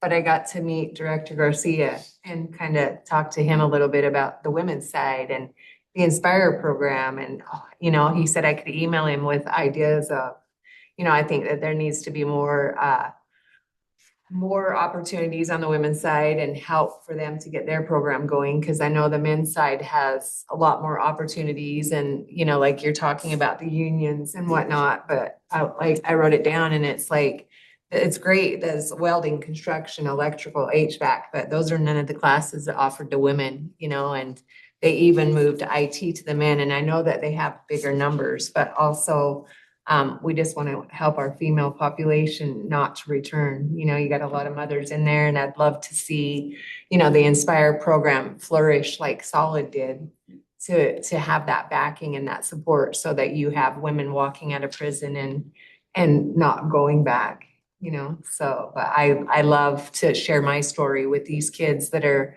doing these criminal justice classes because a lot of them may end up being corrections officers. And like I tell them, a lot of corrections officers were a huge support to me. They were some of my biggest cheerleaders. And so I love to share my story and let them know about all the education that's offered in prison and how it changed my life. So yeah, I just wanted to share that. Thank you. That's what it's about, right? That's what it's about. So you are definitely a great voice to articulate what we want to have come about. Absolutely. Thank you. Thank you. Dr. Adrian. Things are going really well down at Snow and our work at CUCF. This is the end of our first full year on our own. Before that, we were still working with Salt Lake Community College. In May, we will be graduating 6 with associate's degrees, 6 with the construction management certificate, the full 30 credit, and starting a new cohort of 12, along with one that did pull and was able to finish up his last semester online. He's actually planning to come walk at our Ephraim graduation. He'll be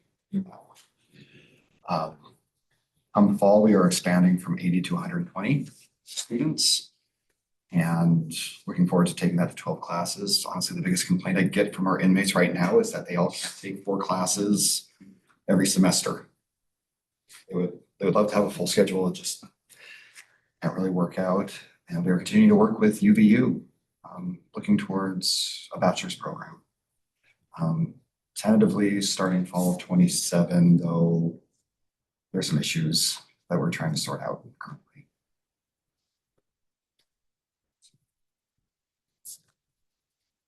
Well, we're excited for what you're doing, and I would love for next time for there also to be between now and our next meeting for you, and it sounds like you put some plans together with our jail to really talk to Sheriff Chad Jensen. He oversees the Sheriff's Association to find out really what we should be looking at and could look at for jails for expanding offerings in various locations and you know, any other institutions who want to bridge out into that.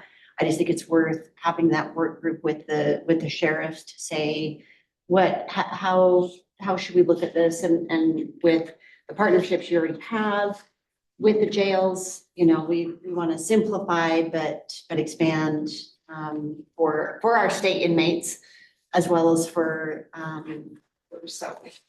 Well, currently we do have 20 inmates in 2 jails. Emory dropped out this semester due to lack of interest in biology. 19 men, 1 woman, in between Sanpete and Juab. I'm actually the one teaching that course. It's been a lot of fun to work with them. They are mixed. I actually looked at our numbers. It's about 2/3 that are state inmates, about 1/3 that are individual. They're private, but we are currently scholarshiping all of those. That's why we have that more mixed cohort. And I've been in contact with Kelsey about what kind of contract we'd be needing to look at to move forward. And the comment from them of our inmates want to get going on something. Can you help us? Right. I think that's really part of the better behavior, better outcomes, purpose, you know, that they were not able to focus on before getting, you know, in their facility. So And the model that we're using, these are IBC courses, so it's the same setup that we use to broadcast concurrent enrollment classes to about 40 rural high schools throughout the state. The model almost works better when it's scaled because a lot of the jails have fairly small populations and fairly small eligible populations. But when we are broadcasting a course, so these are synchronous video courses, we can get, we'll get 3 students from Juab and 5 students from Stampede and a couple of students from Emory. We can deal with fairly small numbers because we're aggregating them into one course. So it's not only is it a model that scales well, it's a model that works better because when we start scaling, we can offer more classes at more times. And then it's not difficult to add extra sites to the broadcast. The technology's been there for quite a while to do that. Awesome, thank you. The end. Okay, Scott, UB Tech, do we want to hear from you? Can you hear me? Yes, I can hear you now. Wonderful. Very good. Yeah, I appreciate the comments earlier about our program at the Duchesne County Jail. We love our program there, and we have a lot of success there. We currently have 10 students enrolled. Our cap there is 12. We've had 19 graduates so far this year and hope to be able to add a few more to that. We currently have our graduation at the county jail scheduled for the 27th of May. But love the program there and have had some discussions in the past about hoping to expand other programs there and have other offerings. But love the program there at the jail and the opportunity we have to serve the people in our community with those homes and serve the community with our program. Well, I did put the charge to have you help with a work group to see how we can take your model with the community justice councils across various jails and other counties, since you've been so great to align your education with the workforce. I think it's been awesome. Yeah, we would love to help with that in any way that we can. So please include us and let us help in that process. Thank you. Ensign. Thank you. And now Ensign, please. Thanks, Richard. We have a couple updates that we'd like to highlight. One of the first ones is that we were able to start offering classes in Gunnison at the CUCF facility. We started in September with 2 classes, 2 cohorts, and we just admitted 2 more cohorts. So we have just under 80 students down in Gunnison. We have about 293 students participating this term in Ensign College classes, which is really exciting. 244 students have completed their first milestone, which is that professional foundations milestone, which is really exciting. And we're very excited to have 57 graduates with their project management or small business and entrepreneurship certificate in April.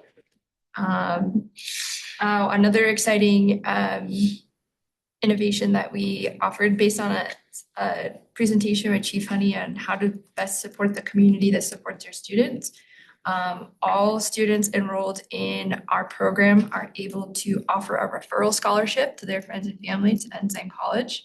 So it's a scholarship for their friends and family. And we also extended that scholarship to any employee of the Department of Corrections. So that scholarship code is now active and we're going to be distributing it to our students. We have a lot of excitement from our students to be able to refer friends and family to Ensign College. Perhaps our most exciting update is going to be given by Adam Young. All right, so some of you have been with us since we started, so you'll kind of track this history, but UDC approached us in 2024, early 2024, and our agreement there was to offer certificate, associate, and bachelor's degrees, but we wanted to put our toe in the water. So what we started with was our our professional foundations, a college preparation program, and then 2 certificates that Megan mentioned. And that's where we're getting our first certificate, our first graduates this spring. But now we're in a position to be able to follow through with what we committed to back in 2024 and add the associate and the bachelor's degrees. Every other conversation we have with our students is, when are you going to have a bachelor's degree available? So we've cleared all of the approvals on our side, including with our accreditor, just 5 days ago. And so now we're coordinating with UDC to figure out what's the right timing and implementation plan. So we're really excited about that. It's an associate's degree and a bachelor's degree in business management. The other thing that we're really interested in having conversations about is if students, get a certificate at Davis Tech, not stack into our bachelor's degree, or any of the schools, right? Not just Davis Tech, but any school. If you start with one program or an associate's degree, that could stack into the Ensign College bachelor's degree. So we've got really positive reviews from our program chair on that having those kind of relationships, we'll of course have to work through the details of that. But that's one of the things that we hope to work out with this group. So timeline to be determined, but we are committed to doing bachelor's degrees. So is that outside of corrections? Is that articulated with USHE? Because I think if you're articulated your classwork, coursework, degrees, whatever, outside of the correctional facility with USHE, that's where the articulation usually takes place, or am I saying that properly? Yeah, I mean, we'd have to go through obvious articulation agreements, because not everything, obviously, the Ensign offers that we will take at our USHE institutions. There's already articulation agreements likely on file that we can review, and we could do a comparison of whatever it is that you offer to our institutions to see what that comes out as. I think that's the best approach, just because then regardless of whether they're in or out, that articulation is specified. Because I know that we've done that with all of the other public institutions for that articulation specifically for the same reasons, right? But that's a pretty recent thing. I think it's only in the last 5 years or something that all of that has really been articulated. So to have you on board with whatever, that is would be just awesome. It'd be great. And we're used to living in that world, with living in the state of Utah, right? Even though we're a private institution, we have a lot of movement between institutions. I know we have a really good relationship with Davis Tech and our applied technology program at Ensign, so we can work out something similar in this case. Have you decided what bachelor's are you looking at? Business management. It's the 90 credit business management. Chris? I'd like to talk to you because I have a lot of business majors who will be delighted to hear that there's a bachelor's in business management coming. Yeah, we hope to be able to. Well, before you announce it to offenders. I'm waiting for Kelsey. Won't say a word. Please wait. They won't hear anything. I will also say that from a Department of Corrections standpoint, there are articulation agreements between USHE and the institutions, but we're also looking at streamlining our institutions for the program specifically within our facility to make sure that not only is it accepted outside of our facility, but our students have a clear understanding of where they can move across our specific programs, because that is a gap that we've identified is once they complete a program for our prison education offerings, that doesn't necessarily automatically equate, it should, but it doesn't always look the same as outside of the facility. And so that's something that we've been having conversations with our partners on, related to what do articulation agreements for our specific offerings for incarcerated individuals look like, and how do we map that for individuals, because students oftentimes think higher education is one entity and they don't see it as SLIC is different, Davis Tech is different. They don't see them as separate institutions. So we've been having some conversations about that. That's a perfect segue into my to-do list, right? Been making notes along the way. Yeah. Just in case Nathan may have.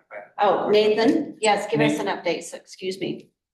Nathan, do we have any update from Utah Tech? Yes, we're having a juvenile justice and youth school district facilitators and partners conference in St. George on May 14th and 15th. And I just wanted to invite any of you who can come because we're collaborating on everything from articulation to clarification of roles and implementing state legislative mandates. And so even though it is focused on juvenile justice, higher education, there's so much overlap and I would learn a lot from you too. So anyone who wants to speak or come down, we'll cover all the conference costs. Well, I mean, the food in the conference. So Nate, I can reach out offline to get some of those details so I can pass it. yeah. Oh, thank you. And then as far as an update goes, we have a lot smaller potential cohort of students. There's probably 120 long-term incarcerated youth in the state of Utah. And we just had 5 graduate from Slate Canyon in Provo, and we gave great speeches. So yeah, we work with some pretty small numbers, but we hope it has a big impact in the long run. And thank you all. Great, we'll look forward to that, being able to share that information. So here's my list, and then I'd love to hear from Dan. I had to double check that. From Dan regarding parole and probation, but here's my little to-do list. First of all, thank you so much for the data that you put together. I would love to have Yushi, and you let me know how I can help, but I'd love to have this more streamlined, easy for all the institutions to be able to give you the statistics and have us have a dashboard that can help facilitate these the data that we're looking at a lot easier instead of you kind of trying to piecemeal things. So you can let me know. That's the first thing. The second thing is it always helps to know how many wanted or who want the education, but there's a wait list. I think that also should be an important part of our numbers and our data. The next thing is making sure that we have the money that we've spent and what we're planning for. I do have an update that I did get from staff on this that I'll have Richard also share in an email afterwards. So in 2026, there was an appropriation for $3.3 million for a new line item. Isn't that great? Next year, the appropriation would be for 2027, 2.2 million. The primary difference is the reduction of $1 million from the telephone surcharge account. So this accounts for the services provided by Davis Tech, Snow College, UPEP, the U, and SLIC. So we've got that information, but I think we really need to be proactive as a group to know what were we appropriated specifically. And then as we have Denison that's going to have an expansion, as we have more offerings and more pathways, where are we going to prioritize and how do we plan so that next session, when the legislature is looking at the base budget, which is always looked at in the fall, that we know what needs to be added, or even an automatic percentage, how that relates to what USHE does with your performance measures. How can we apply that to this line item so that we're not begging for pennies every year for expansion and for growth and interest that changes. I'd also like to know, what is the job offerings that you are giving to inmates while they're incarcerated that have to do with TA positions or elsewhere? And then as we've also brought up, how your coursework is collaborated with jobs and translates to that on the outside. I think we'll get into a groove to figure that out and how to track that, especially as we're working with parole. I think that's a really important part of us being able to track those. We also just put in legislation that parole also needs to track housing consistency that we've never really looked at before. I think that will help us align how we're doing with housing and with jobs, and to make sure that we are trying to provide stability as much as possible through the structure that we are putting in place. I think something that we did not discuss today, that I'd love Yushi to help figure out, again, a streamline of this, is what are our pathways? Between the institutions, what are the degrees offered? Are the classes translating to those things?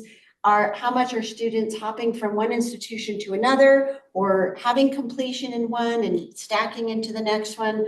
I think it's been a while since we've really looked at pathways and completion of pathways. I think the degrees and the certificates are awesome.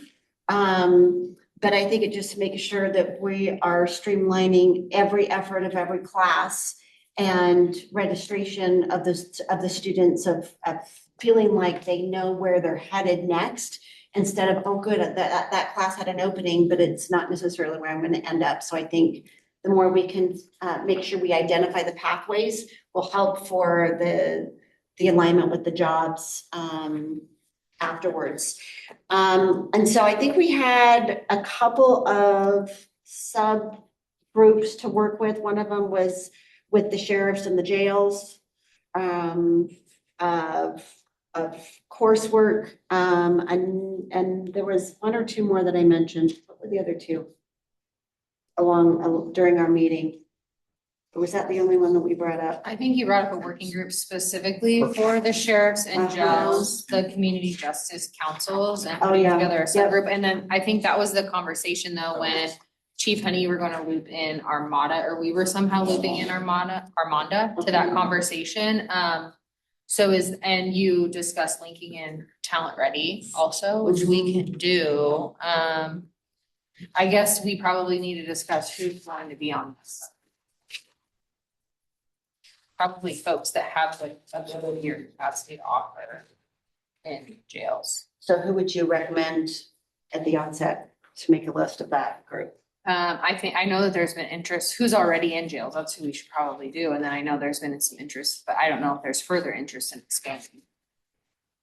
I guess what's the goal? And then we can go from there. I think the biggest thing right now would be connecting Snow, UPEP, the Sheriff's Association, Chair Jensen, and then really having UDC at the table as well. Mm-hmm. Because the contracts is where it gets tricky. Yeah. Dan, did you said in the past you have proposed something? Does Davis Tech want to be out into the jails? Yeah. And I think you're a good North representation. So yeah, I think that'd be great. And I think having somebody there from parole would be awesome, because they're really the connective part of being able to help them when they exit as well. So is that something that you all at UDC might lead with Kelsey and Armanda to discuss what that looks like? Because you have contracts with jails and things like that, or is that something that an institution should lead? How do you see that working? I think the Department of Corrections would take more of a supportive role, because it would have to be defined of what this committee is. Is it going to be focused in on county offenders versus the state offenders that are housed there? So that's what we would have to. And really it has to separate out. So part of the challenge, and like we've experienced this a little bit with Snow, is they went into county jails intending to target the county inmates. And then as that funding depleted, now they're looking at Pell funding, and that funding is shifted to target state offenders. And so then it brings us to the table, but ideally it's better if we have the conversations on the front end of where we're going to be funded from, so that we can all say yes, this is something we want, and this is something we're willing to pour our resources into on both sides, on UDC side and the county jail side. So I would say ideally, the process should start with the institution drafting a proposal on what they would propose that goes to both UDC and the county jail. Yeah. Because then we would have to work collaboratively together and say, yes, the resources exist for this. Yes. Because it's not just simply the cost on the institution, but it's the cost of the staffing, it's the cost of the jail, it's the cost of. So that's where UDC. That's where the contracts come into play, right? Yeah. We provide a higher rate for offenders in programming or in our, what we call our House Bill 157, they're like the moral recognition, cognitive classes, things like that. There's different rates. And so in order for the jails to put our state offenders through something, it does cost them time, resources, and so they would be looking at the compensation. So that's where. Does that answer your question or not? Well, I just don't know who gets to decide at the end of the day is what I think I'm trying to figure out, because it's like those people, whoever is probably the decision-making body, should be leading these discussions. So is it the Sheriff's Association? So ultimately it's the sheriff and their ultimate jail. They're over that jail. So if they decide they would like it, then of course we would come to the table and see if it could work out for state offenders. The issue is we run into a lot of issues of offenders moving, things like that. But I agree with Kelsey. I think if there's a proposal from any institution, then we could come in and see where we would fit in as a state, or if it's only going to be targeting the county offenders that are there. Yeah, to me, it's maybe less about how are we expanding the jails and more about what is the process by developing the process by which expansion can exist. That's what the working group would be working on, is like, what is the process that we can all do to have all of the decision makers there and develop the process so that as institutions want to expand, as we go through this, there's a very clear standard operating procedure for how we get education programs into jails. So I think that's what the end goal would be, developing that process. And so I don't think it matters, I guess, in that instance who leads it. So I appreciate this conversation about the goal. So maybe you can lead out with Sheriff Jensen to put the group together and answer these questions. Would that work? I will be very happy to do that. I was just going to say on the Pell funding, because that's the avenue we're pursuing.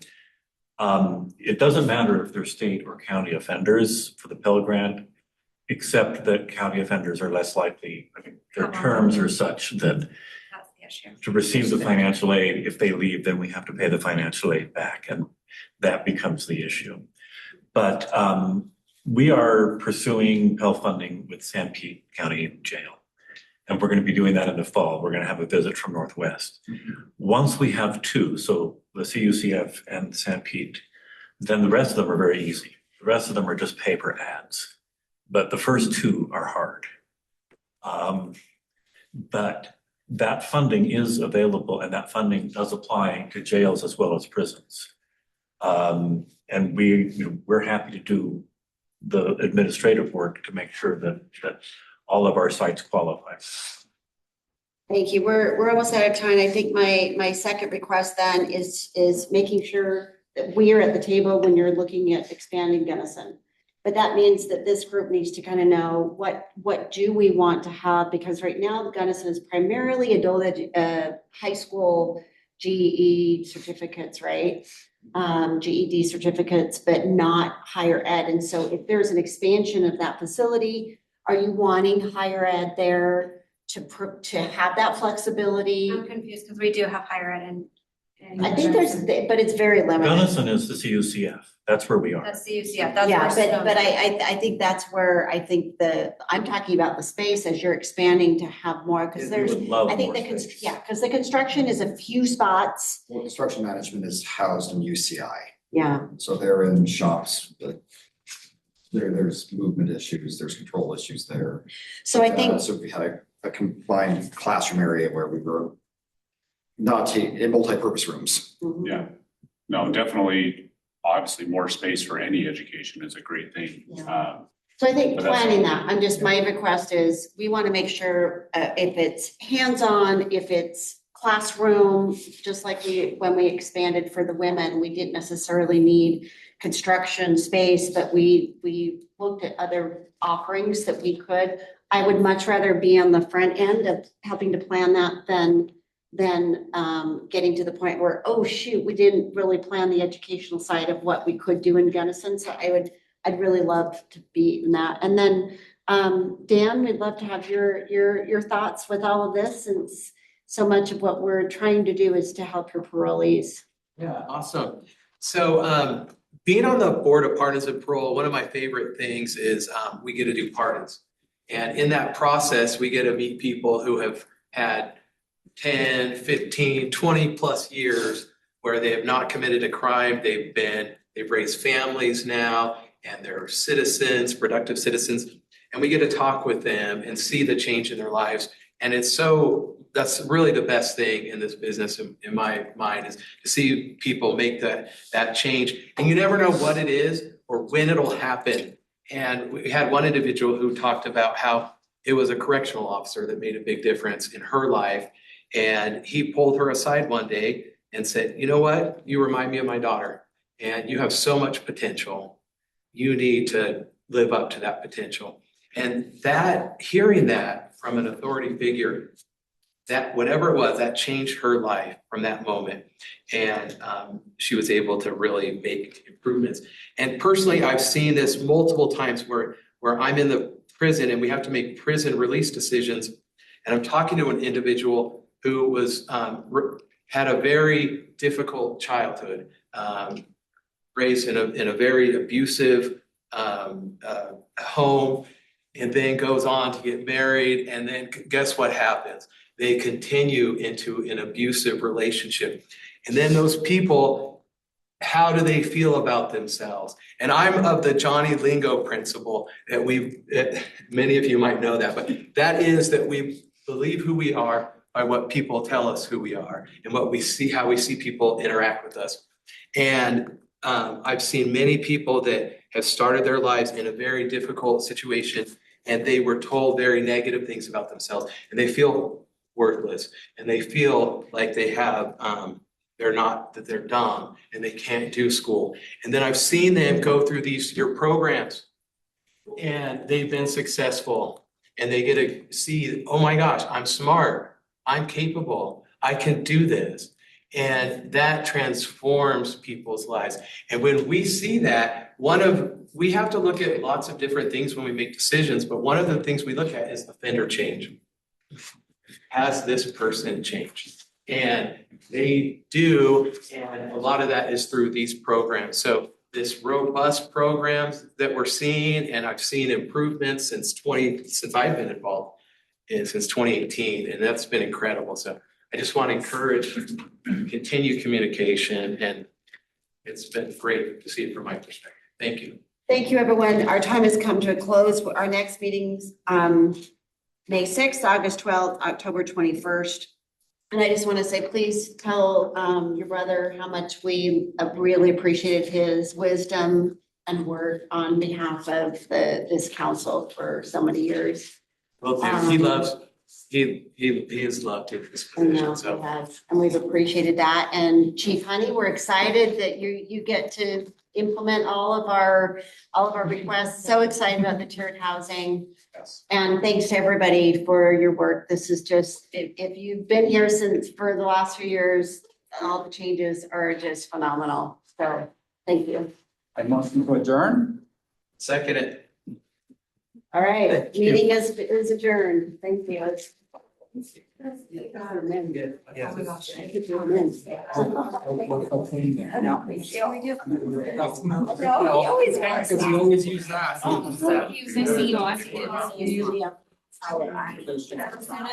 Yeah, I'm gonna go. It was nice to see you.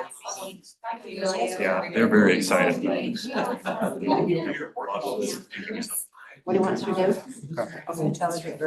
Well, and you mentioned. They're